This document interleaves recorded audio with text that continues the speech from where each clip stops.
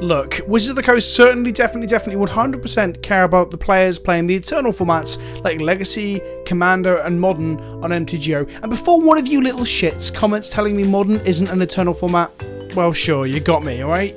You fucking pedant. Of course they care, otherwise why would they devote all this time, energy and resources to coding in the cards from supplementary sets onto MTGO so soon? It's only taken them 4 months this time around. 4 bloody months. Look, I know Arena is the new license to print money and Legacy just causes you headaches with people constantly asking you about and debating the nature of the reserve list, but please, for the love of Urza, throw the Eternal players a bone here, Wizards. Please don't let MTGO rot quite so much. It's still a great tool for people to play competitive Magic in formats like Legacy and Modern, or even play EDH over vast distances. Don't forget about your enfranchised players whilst you chase the esports dream.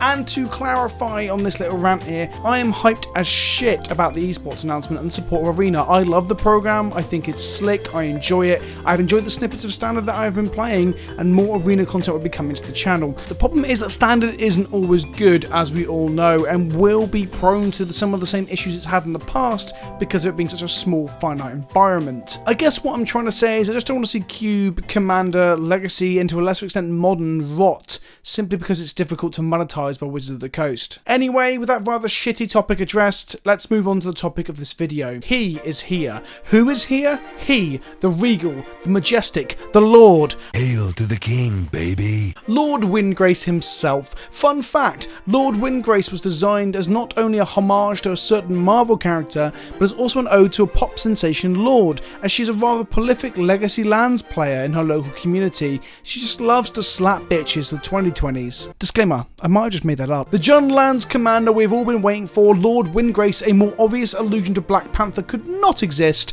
A powerful planeswalker who apparently hates artifacts because of what Urza and the Phyrexians did to his home. He's the kind of guy who gets annoyed at kids reading on their phones or wanting to play Fortnite instead of poking turds out in the wild with sticks. Look, we know you don't like technology, but sometimes a car is just more practical than a fucking horse. He's also a sexy cat man, not unlike everyone's favourite Jesus and of course our own beloved Ajani. What's he really like appeasing to the wants and needs of the furry crowd? And fine, that's cool. Do you think it's weird that you see a lot of fucking twats on Twitter saying that this is pandering to the furry crowd, like they do when you get a black, Asian, gay or transsexual character? That's interesting really, isn't it? That's interesting. It's almost like it's not actually about the pandering and it's more about innate prejudice. I'm going to talk to you through my particular build of this deck and then go through a few games. Keep in mind that this deck is not the most interactive of EDH experiences unless you include smashing people's fucking faces in as interactive. Another point to keep in mind is if this video is making you itch to build a Lord Windgrace John Lands deck,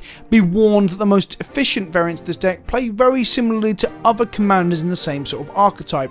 We're talking Gitrog, Tatyova, Azusa and Titania primarily. It's an archetype of his own, lands or lands matters. The exciting thing about Lord Fuckgrace over here is that he allows us access to red spells like Gamble and Angry Omnath, while also being able to play Gitrog, Demonic Tutor and Squandered Resources. Jund really is the best colour combination for lands-based decks, as seen in the Legacy deck of the same name. Before we begin, of course, a huge shout out and thank you to my patrons who support the channel on a monthly basis that allow me to go full time with this shit. I am now officially a full-time content creator. I mean, this is the first week where I've sat down to do work several days on the trot. Next week, my first full week of 5 days of content creation without people getting in the fucking way. It's going to take some getting used to, but once I'm in the swing of things, I should be announcing some more streams and putting out more Arena gameplay alongside the usual stuff. So from the bottom of my cold, dark heart, thank you once again. If you want to join their ranks, follow the link in the description below, and for just $2 a month, less than the price of a cup of coffee, you can join our Discord, support the channel, and join us to talk about everything from current affairs in the British political climate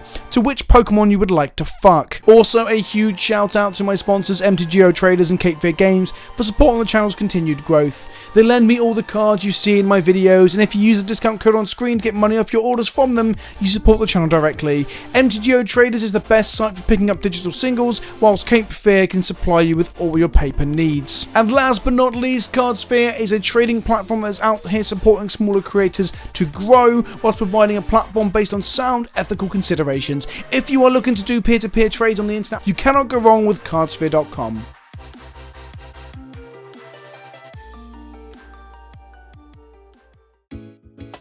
Lord Windgrace from outer space. He's come here to smash some face whilst wearing lace. Anyway, I'm not going to go through every card in the deck because there is literally 100 of the fucking things. Instead, I'm going to highlight some of the important parts. Firstly, the commander. He is a Jund coloured planeswalker commander who cares about lands. His ultimate, whilst threatening, does not close up the game like many Walker's ults do. Instead, we want to be activating his uptick and downtick a couple of times a game to create huge value swings. What I'm saying is that some Walkers you can use as a win condition where when they ultimate you probably win. Lord Windgrace does not feel that way at all. Windgrace himself cares about lands going into the graveyard. He helps you to discard them to draw multiple cards, and he can in fact recur to straight onto the battlefield with his down tick. It's important that goes onto the battlefield, not to hand. It's much more powerful than I first thought it would be. This makes him different from Gitrog Monster in the sense that you can fill your yard full of goodies and then cast him, where the frog wants to be in play as you do the filling. Oh, he likes to watch. This means that casting him later in the game, even for the second or third time with your abundance of mana, is actually a lot better than the frog or Tachova, as he essentially has an enter the battlefield effect of your choosing. The downside of this is that he doesn't combo quite as hard as Tachova or the frog do, so you don't get those truly going off turns thanks to him for the most part. In essence, he isn't as broken as they can be, but he is better late game after being shut down. He's better on his own on an empty board, but again, there's also a downside to that. Planeswalker commanders can be attacked and killed, where normal creature commanders have to be removed with removal spells. So we know that the graveyard is important. Let's talk enablers. 3 of the best cards in this deck are Ramming Up Excavator, Crucible of Worlds, and Life from the Loam. These allow you to get value from your lands in the graveyard, and Loam itself even serves to help enable by filling the yard with the dredge mechanic. Yeah. I'll go as far as to say that although this isn't as good as, say, the Gitrog, this is probably the second best Loam deck in all of Commanderdom after the Gitrog himself. We then have cards that give us multiple land drops: Exploration, Wayward Sawtooth, Gitrog Frog, Oracle of Should Have Been Reprinted by Now, and of course Azusa. These allow us to go mad with fetch lands out of the graveyard and make a lot of land drops in a turn. Finally, we have the payoff. We have landfall triggers like Rampaging Baloths, Avenger of Zendikar, and Retreat to Hagra. We also have Leaves the Battlefield triggers in Titania and Gitrog to allow us to get huge value off our fetch lands and off of our wastelands. We also have the ability to storm off and kill people with Obnixilis, as seen in one of my previous videos in Modern. I haven't managed to cast Escape Shift with Obnixilis on board just yet, but I can't fucking wait to do it. Alongside all this, we have bit players, cards that give utility and allow us to kill in differing ways. Perforos makes Omnath and Avenger easily lethal threats without going to combat, whilst Crater Hoof allows us to finish them off from a heavy board position by swinging out. Some cards that I want to consider finding room for are Tooth and Nail and Boborygmos, the correct one of course, to allow us to kill out of nowhere, but I'm just not sure how much utility I can cut to keep adding more varied win conditions. The great thing about Tooth and Nail is that you go and get Perforos and you get Avenger and you make a load of triggers and everybody dies. This deck isn't up to interacting much, okay? I am aiming to kill or be killed. With that in mind, let the murder commence. We keep a hand with all 3 colours, Crucible, and a card that gives us more land drops. The hand is sweet. We're facing off against Kess, Dissident Mage, Animar, and a pairing of Vile Smasher and Thrasios, our Triton hero. Normally 1 or 2 commanders at the table would stand out as threats due to inherent power levels, but all of them seem absolutely fucking terrifying. Everyone plays a land and passes except for Animar, who plays Miri's Guile, which is a very underrated card that I think should see more play in Commander. It essentially turns every draw step into a ponder without the shuffle effect. It's a great way of smoothing out your deck if you're playing multiple effects that allow you to search and shuffle like fetch lands, so you can shuffle away the shit you don't need. Tapped land from Kess and from myself as I drew a Dakamore Salvage. Triton Hero comes down on 2 to the surprise of literally no one in the room.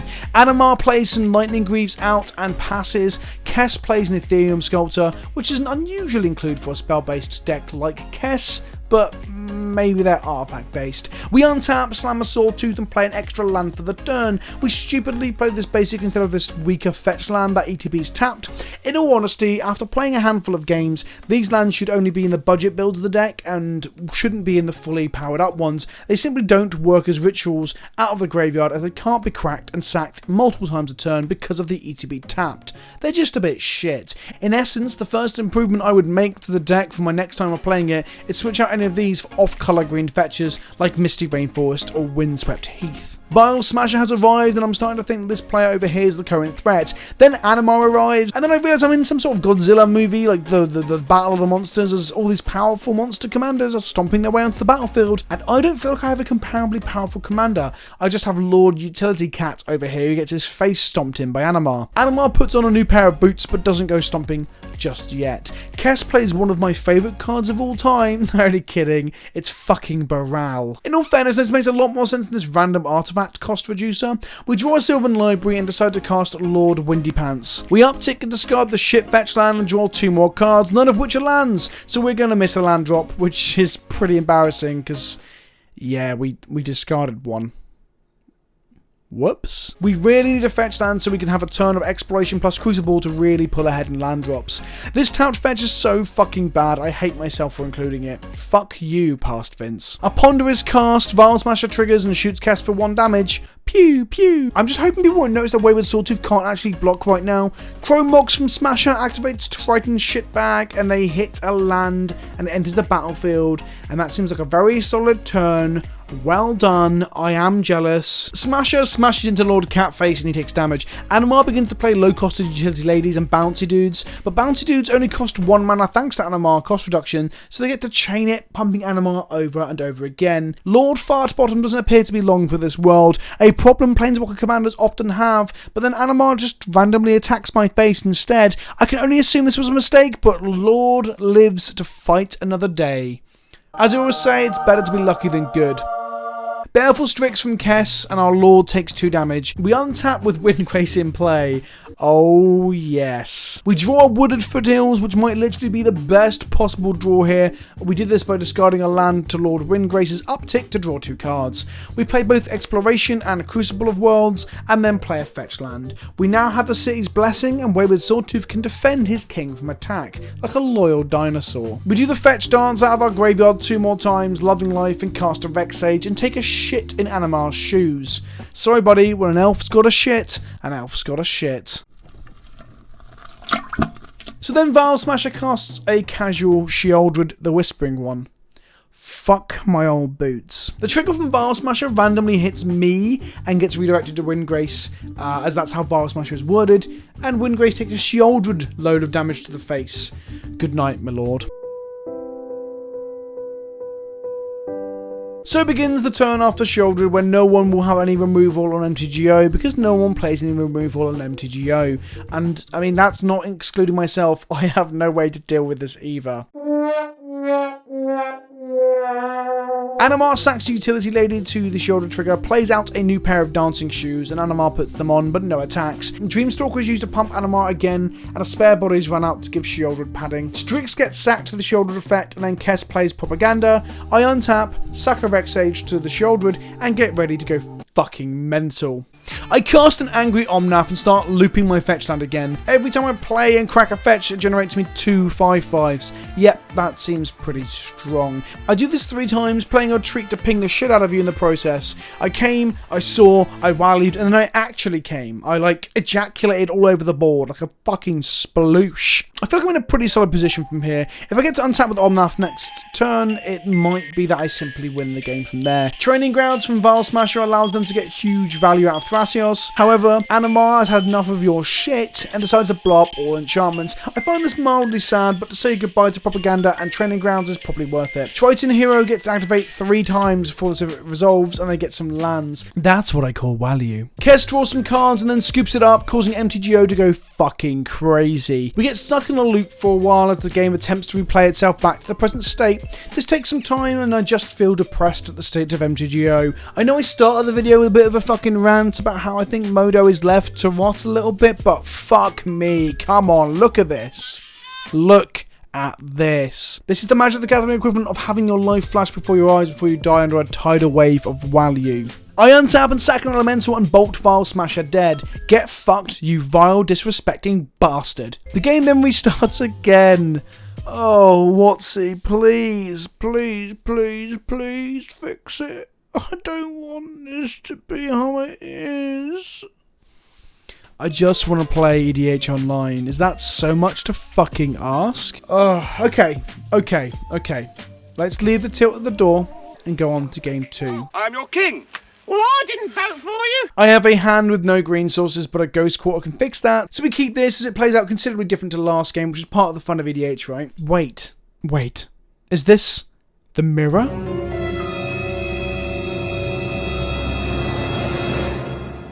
We make some land drops and then MTGO shits itself for no foreseeable reason. And as it looks like it might fix itself, it once again shits the bed. There was a lot of shitting there and not a lot of EDHing. Oh, okay. Okay, so it restarts, gives us new hands, and I decide to say fuck it and not risk it and remake the game in case it's this instant that is bugged. Better to be safe than stuck with more recordings of games that aren't finished. Wow, making EDH content is getting harder. I mulligan an unkeepable mess of a hand into an absolute fucking belter. If we draw a green source, that is, we only have 2 black sources. Worst case scenario is that we demonic tutor for a green fetch land. I mean, that might sound bad to you, but I don't mind. This time around, we're up against Ruric Thar, Progenitus, and Nekusar. Of these commanders, I'm most afraid of Nekusar, as he is renowned for being a competitive commander and a pain in the arse. We all make land drops, and Nekusar makes some rather striking looking wellies to allow his commander to wade safely into battle. I decide to not risk not drawing it next turn, and use my mana efficiently by demonic tutoring for a Verdant Catacombs this turn. The younger, leaner, and less swole Rada joins the battle for Ruric, and whilst Nekusar plays a Crucible of Worlds. That's pretty good if you're wheeling everyone and playing lands out of the bin.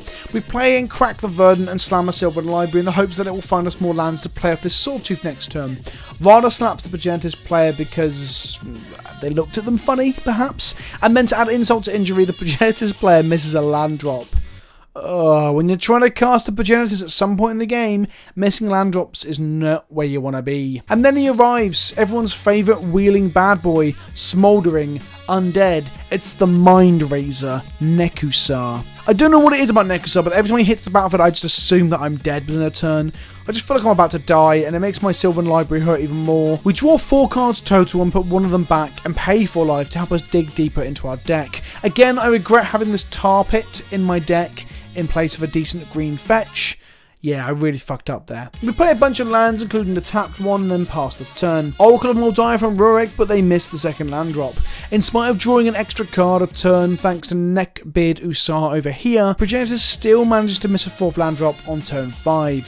Fuck, that is not good for them. Nekusar casts a Mox Opal and Progenitus player concedes in response, which is a shame, but on the upside, MTGO didn't crash, so every cloud has a silver lining, right?